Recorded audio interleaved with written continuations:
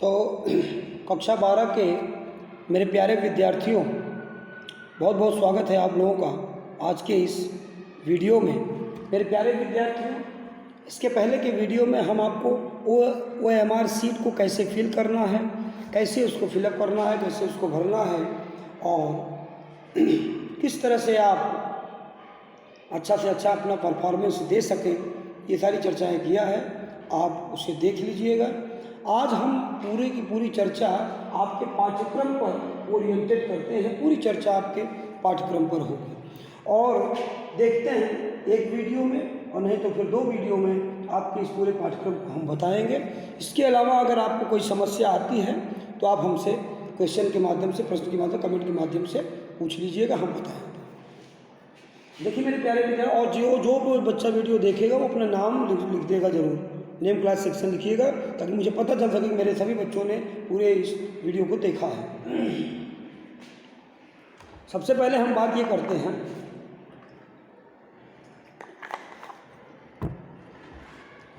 मेरे प्यारे विद्यार्थियों, हम लोग ये देखते हैं कि ये जो क्लास 12 का हमारा पाठ्यक्रम है, ये पूरा का पूरा पाठ्यक्रम जो कि हमें सॉल्व करना है और जहाँ से प्रश्न आएगा, पेपर सॉल्व करने का, OMR फिल करने का या हिंदी के पेपर में बेस्ट करने का हमने एक छोटा सा फार्मूला बताया है। हमने ये बताया कि देखो, रीडिंग टाइम में आप रीड करिए पूरे पेपर को 1-2 बार जो भी रीड कर सकिए, लेकिन उस रीडिंग टाइम में ही आप फाइनल कर लेंगे कि किस अपठित गद्यांश को और किस अपठित पद्यांश को हमको सॉल्व करना है। उसको आप पहले से फाइनलाइज कर लीजिए, टिक मार्क कर लीजिए या अपने मन में ही रख लीजिए हमें वही करना है।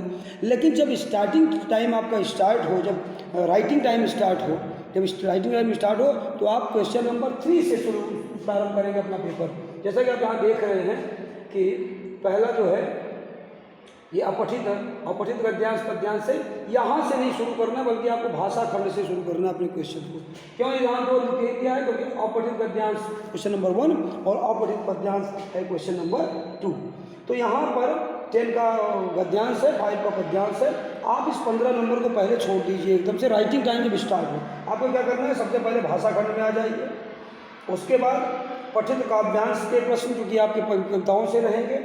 फिर पठित गद्यांश आपके, अब देखिए पठित पद्यांश क्या है। पद्यांश में देखिए यहाँ से दिन जल्दी जल्दी ढलता है, एक गीत कविता के बहाने, कैमरे में बंद अपाहिज, संघर्ष स्वीकारा है भक्ति, ये यहाँ तक में आपको, यहाँ तक 1 2 3 4 5 में से आपको इन 5 में से कोई एक कविता यहाँ पर सिखाई जाएगी पढ़ाई हुई, उससे आपको करना।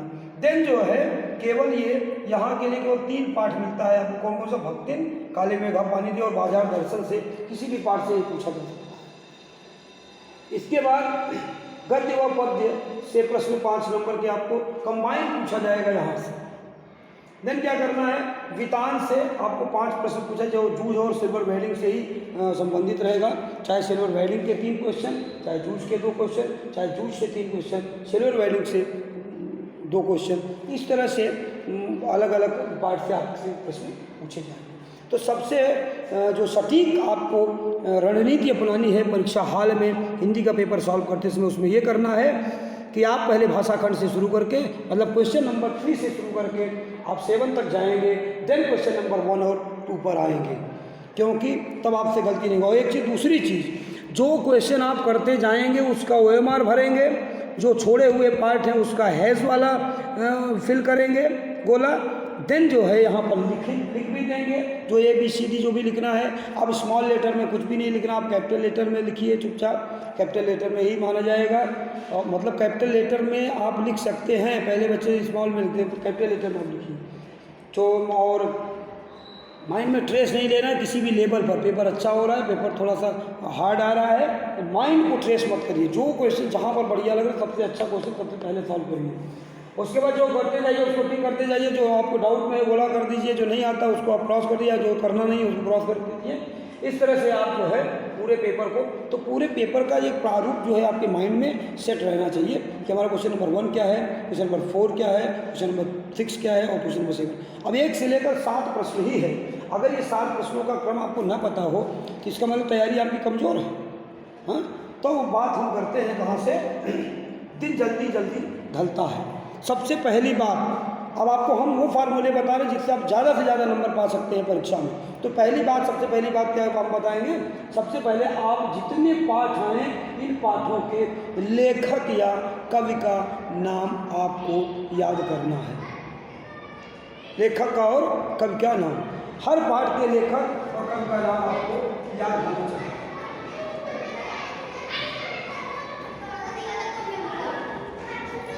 कविता में कवि होगा, पाठ में लेखक, हर पाठ के कविता और कवि और लेखक। दिन जल्दी जल्दी ढलता है, मैं देखें किस तरह से एक चिड़िया के माध्यम से कवि ये बताना चाहता है कि कैसे जो है ये जल्दी जल्दी दिन ढल जाता है और हमें पता भी नहीं चलता है ना। तो हम आपको साहित्य की चर्चा शुरू करें इससे पहले हम बात करते हैं पहले तो पठित गद्यांश और अपठित गद्यांश और अपठित गद्यांश की चर्चा हम कर लिए। पढ़िए रीडिंग टाइम में, लेकिन फाइनल कर लीजिए कौन सा करना है, और राइटिंग टाइम में केवल एक ही पद्य और एक ही गद्य आपको पढ़ना है, तो आपका टाइम मैनेज हो जाएगा, कोई भी क्वेश्चन छूटेगा नहीं। मानिएगा मेरी ये बात, आप परीक्षा हाल में करके देखिएगा। आगे हम बात करते हैं किसकी, थोड़ा सा पहली चर्चा हम भाषा की करेंगे, जिसमें विभिन्न माध्यमों के लिए लेखन और पत्रकारीय लेखन के विभिन्न रूप और लेखन प्रक्रिया है। सबसे पहले चर्चा करते हैं विभिन्न माध्यमों के लिए लेखन। अब ये जो पाठ है विभिन्न माध्यमों के लिए लेखन, जैसे प्रमुख जनसंचार माध्यम क्या क्या हैं। जैसे आप देखिए कि प्रमुख जनसंचार माध्यम जो हैं उनके बारे में आप जानिए। हाँ, इंटरनेट है, रेडियो है, टेलीविज़न है, और ये समाचार पत्र हैं, पत्रिकाएं हैं, जो भी हैं आप इनके माध्यम में देखिए। तो जनसंचार के विभिन्न माध्यमों के लाभ और हानियाँ आपको याद होनी चाहिए, तैयार होना चाहिए। प्रिंट माध्यम आप तैयार कर लीजिए। रेडियो के बारे में देखिए, रेडियो के पश्चात आप जो है रेडियो समाचार लेखन के बारे में आप पढ़िए। उसके बाद टेलीविज़न के बारे में जानकारी प्राप्त होनी चाहिए। रेडियो, टेलीविज़न, भाषा, समाचार की भाषा की वह शैली क्या है। इंटरनेट के बारे में आपको अच्छी जानकारी होनी चाहिए। इंटरनेट पत्रकारिता के बारे में जानकारी रखिए। इंटरनेट पत्रकारिता का इतिहास के बारे में पढ़िए। साथ ही भारत में इंटरनेट पत्रकारिता कब से शुरू हुई और इसकी क्या पोजीशन है आज के समय, ये जानना है। हिंदी नेट संचार के बारे में भी आपको जानकारी होनी चाहिए। ये चीज़ें आपको विभिन्न माध्यमों के लिए लेखन पाठ से इतना तैयार होना चाहिए, और ये हो जाता है जब आपका, तो इसके बाद हम पत्रकारीय लेखन के विभिन्न रूप और लेखन प्रक्रिया पर चर्चा करें। तो हमने आपको एक बताया था विलोम स्तूपी पद्धति और ऊर्ध्व स्तूपी पद्धति समाचार लेखन का बताया था। उसको आपको तैयार कर लेना है। आपके नोट्स में वो ट्रायंगल, वो जो कोण है वो मिल जाएगा, उसको आपको देख लेना है। तो समाचार लेखन और पत्रकारी लेखन, समाचार लेखन के प्रकार, ये सारी चीज़ें आपको पता होनी चाहिए। जैसे समाचार लेखन के विभिन्न चरण, कौन कौन से चरण, और 6 ककार के बारे में बहुत बार पूछा गया है कि समाचार लेखन और के 6 ककार कौन कौन से हैं। तो क्या है, what, when, where, who, why, how, क्या, कब, कहाँ, कौन, क्यों और कैसे। तो ये 6 ककार जो हैं उनको आपको जानना है। इन्हीं ककार के माध्यम से वो एंगल बनता है, ट्रायंगल। लोकप्रिय जो आपको ये पूछा जाया गया है आपसे, हमने आपको बताया है कि क्वेश्चन यहाँ से पूछा जाता है कि विलोम स्तूपी पद्धति और ऊर्ध्व स्तूपी पद्धति में सबसे लोकप्रिय इस समय क्या है। तो सबसे लोकप्रिय इस समय क्या है बताइए, ऊर्ध्व स्तूपी है? हाँ, नहीं। कौन है? विलोम स्तूपी सबसे लोकप्रिय है समाचार लेखन की प्रक्रिया, जिसमें पहले ही पता चल जाता है हुआ क्या, क्या किया गया, घटना क्या घटी, ये आपको पता चल जाता है विलोम स्तूपी में। अच्छा, आगे देखेंगे कि शीर्षक, स्रोत, आमुख, बॉडी या कलेवर, संक्षेपण, समाचार के प्रकार। कौन कौन से 4 प्रकार हैं? कौन कौन? राष्ट्रीय समाचार, अंतर्राष्ट्रीय, प्रादेशिक और स्थानीय समाचार।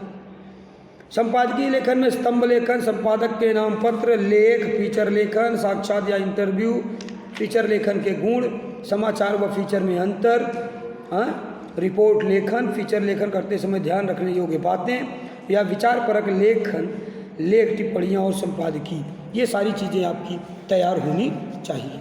देन इसके बाद हम आते हैं दिन जल्दी जल्दी ढलता है। ये कविता आप देखेंगे हरिवंश राय बच्चन जी के द्वारा लिखी गई ये कविता है, और इसमें आप क्या देखते हैं, यहाँ कहता है कविता में, हो जाए न पथ में रात कहीं जल्दी जल्दी चलता है। तो हो जाए न पथ में रात कहीं, जल्दी जल्दी चलता है मंजिल भी तो है दूर नहीं, दिन जल्दी जल्दी ढलता है, यह सोच थका दिन का पंथी भी जल्दी जल्दी चलता है। तो मेरे कहने का मतलब है कि चिड़िया के बारे के माध्यम से यहाँ पर बहुत ही अच्छे ढंग से आपको समझाया गया है। 2-3 क्वेश्चन इस पाठ से आपसे पूछते हैं। देखिए, जैसे दिन जल्दी जल्दी ढलता है क्या है? मुक्तक काव्य है, मुक्त छंद काव्य है, एक गीत है, उपरोक्त में से कोई नहीं है। तो आप यहाँ पर क्या बताएंगे कि ये जो है क्या है? बोलिए, ये कविता है, क्योंकि मुक्तक काव्य भी नहीं है, मुक्त छंद काव्य भी नहीं है, गीत भी नहीं है, बल्कि ये कविता है। हाँ, फिर दिन जल्दी जल्दी ढलता है, रचनाकार कौन है? आप सब लोग जानते हैं, हरिवंश राय बच्चन, हाँ, the grandfather of Abhishek Bachchan. Then जो है देखिए, वस्तुतः कवि किससे मिलना चाहता है? तो वह कवि किससे मिलना चाहता है? अपने प्रीतम से मिलना चाहता है। मुझसे मिलने को कौन विकल में कौन सा अलंकार है? अब ये पूछा जाए कि मुझसे मिलने को कौन विकल में कौन सा अलंकार, तो प्रश्न अलंकार है। मैं होऊं किसके हित चंचल, पंक्ति में कवि का क्या आशय है? कवि यहाँ निराशा का भाव प्रकट करता है और कहता है कवि किसके लिए पथ में शीघ्रता करे, उसके मन में ये क्वेश्चन आता है। तो इस तरह से आप जो है इसको हरिवंश राय बच्चन की इस कविता को बहुत अच्छे से पढ़िएगा, देखिएगा। हम बातें इसके बाद कविता के बहाने एक एक पॉइंट पर चर्चा आपसे करेंगे मेरे प्यारे विद्यार्थियों, और आप अपने उत्साह को बनाए रखिए। ईश्वर चाहेंगे तो पेपर आपका अच्छा होगा। कविता के बहाने कुंवर नारायण की बात है। अब देखो यहाँ पर 2-3-4 क्वेश्चन तो ऐसे ही पूछ लिया जाता है, फूल के बहाने, बच्चों के बहाने, है ना, तो कविता के बहाने। तो ये सारी चीज़ें आपको एकदम से स्पष्ट होनी चाहिए। कविता क्या है? एक उड़ान है। किसके बहाने? चिड़िया के बहाने। कविता क्या है? हाँ, कविता एक खिलना है। किसके बहाने? फूल के बहाने। फिर कविता क्या है? कविता एक खेल है। किसके बहाने? बच्चों के बहाने। बहुत इंपॉर्टेंट क्वेश्चन है ये बेटा, बहुत अच्छे से तैयार रखना है ये सब चीज़ें को। हाँ, कवि के अनुसार कविता और चिड़िया की उड़ान में क्या भिन्नता है? आप बताइए, कवि क्या कहता है कि क्या भिन्नता है? कहता है चिड़िया की उड़ान की सीमा निश्चित है, जबकि कविता के उड़ान की सीमा निश्चित नहीं है। विलियम वर्ड्सवर्थ की कविता अगर प्रयागराज में पढ़ी जा रही है तो आप भी मान सकते हैं कविता के उड़ान की कोई सीमा नहीं है। शायद ही यहाँ का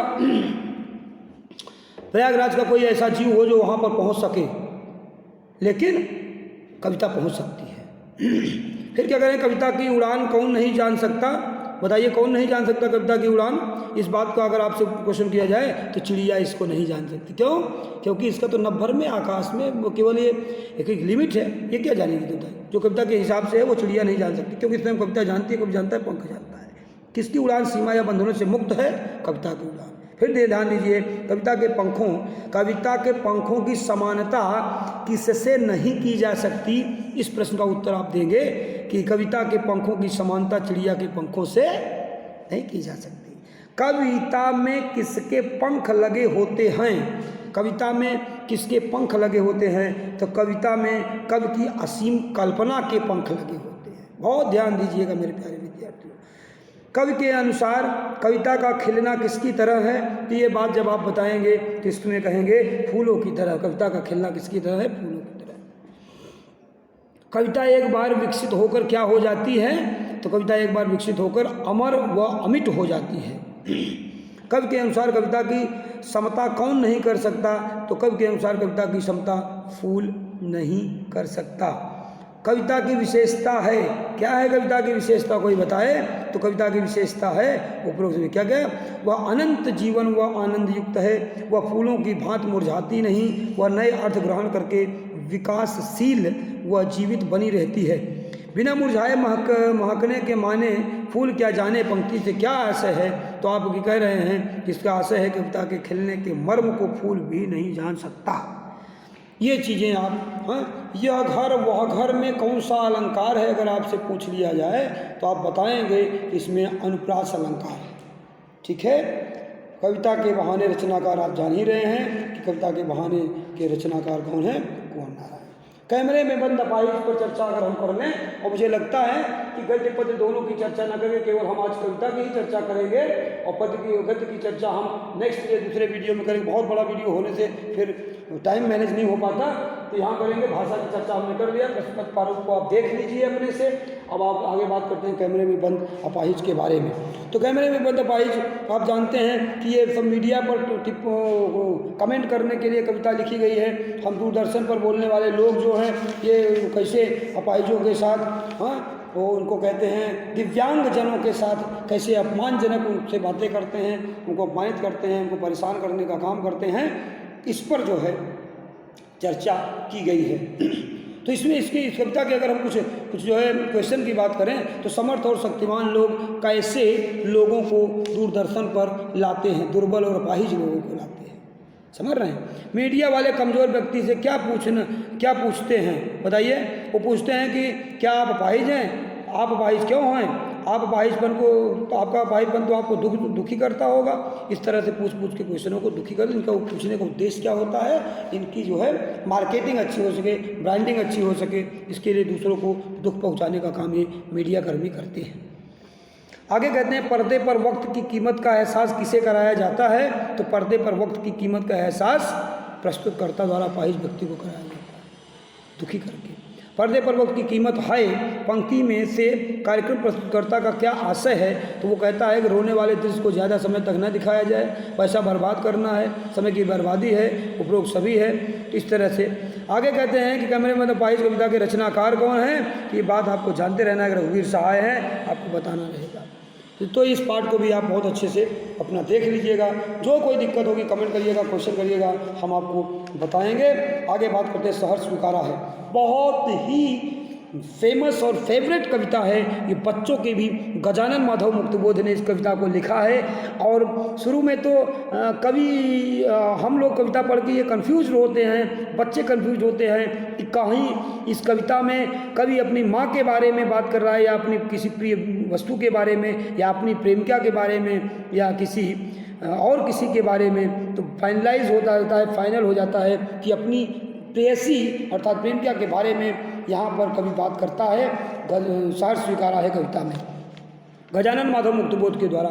वो कहते हैं कि मेरी जो है अब मैं इस बंधन से, इस प्रेम बंधन से क्या होना चाहता हूँ, मुक्त होना चाहता हूँ। ये और मैं जब जो कुछ भी हूँ मुझे इस प्रसन्नता है कि उसी रूप में तुमने क्या किया है, स्वीकारा है। इस बात की बड़ी प्रसन्नता होती है कवि को, क्योंकि कवि तो कहता है मेरे पास जो कुछ भी है वो सब कुछ तुम्हारा है, तुम्हारे द्वारा दिया गया है। कवि की आत्मा क्या सहन करने में अक्षम है? अक्षम माने सक्षम नहीं है। बहुत ध्यान से क्वेश्चनों को ध्यान दीजिएगा। कवि की आत्मा क्या सहन करने में सक्षम नहीं है? तो इस प्रश्न का उत्तर आप क्या देंगे कि कठोरता एवं कठिनाई नहीं सह पाता है। क्या कवि की आत्मा बहलाती सहलाती आत्मीयता बर्दाश्त नहीं होती। पंक्ति से क्या आशय है? तो आप कहेंगे कि कवि को प्रिय की अत्यधिक आत्मीयता व कोमलता बर्दाश्त नहीं होती है। अपनी कवि को उसकी जो प्रिय है, उसको जो इतना प्रेम करती है वही उसको बर्दाश्त नहीं होती है। कवि स्वयं के अस्तित्व को अंधेरे में विलीन करना चाहता है। क्यों कवि अपने अस्तित्व को अंधेरे में विलीन कर देना चाहता है? इस बात की चर्चा है क्योंकि उसका स्वयं का कोई अस्तित्व ही नहीं है। अपने पूरा अस्तित्व किसको मानता है? अपनी प्रिय को, अपनी प्रिया को मानता है, अपनी प्रेयसी को मानता है कि जो कुछ भी हूँ मैं उसी के लिए हूँ, वही है। कवि के कार्यों के वैभव का कारण कौन है? कवि के कार्यों के वैभव का कारण आपसे अगर पूछा जाए तो उसकी प्रिय है। बहलाती सहलाती आत्मीयता बर्दाश्त नहीं होती है, पंक्ति में कौन सा अलंकार है? बहुत ध्यान से सुनिएगा। बहलाती सहलाती आत्मीयता बर्दाश्त नहीं होती, अनुप्रास अलंकार है। सहर्ष स्वीकारा है कवि के रचनाकार का नाम गजानन माधव मुक्तबोध, ध्यान रखिएगा। और बहुत से प्रकार के यहाँ पर प्रश्न हैं, उनको भी आप ध्यान दें। कवि के लिए अभिनव और मौलिक क्या है? तो उसके विचार, उसके अनुभव, उसके भाव, सब कुछ उसके लिए नए हैं। कवि के लिए गरीबी कैसी है? गर्वीली है, स्वाभिमान प्रदान करने वाली है, वैभवशाली है। तो आप इस बात का भी उत्तर आपको देना रहेगा कि कवि जो है, कवि की गरीबी जो है गर्वीली भी है, स्वाभिमान प्रदान करने वाली भी है और वैभवशाली भी है। सो माय डियर स्टूडेंट, कविता की चर्चा यहाँ पर, काव्य खंड की चर्चा खत्म होता है और इसी के साथ हम अपना वीडियो ओवर करते हैं। हम गद्य खंड की चर्चा लेके एक नया वीडियो बनाएंगे, फिर आपसे समेकित चर्चा होगी। इसको आप पढ़िएगा, पेपर के प्रारूप को देखिएगा, विचार करिएगा। कोई समस्या होगी कमेंट करके हमसे प्रश्न पूछिएगा, हम बताएंगे। Best of luck. और आपके आगामी परीक्षा के लिए पूरे संतामत परिवार की ओर से आपको ढेर सारी शुभकामनाएं। आपका शुभ हो परीक्षा और आपका दिन भी शुभ हो।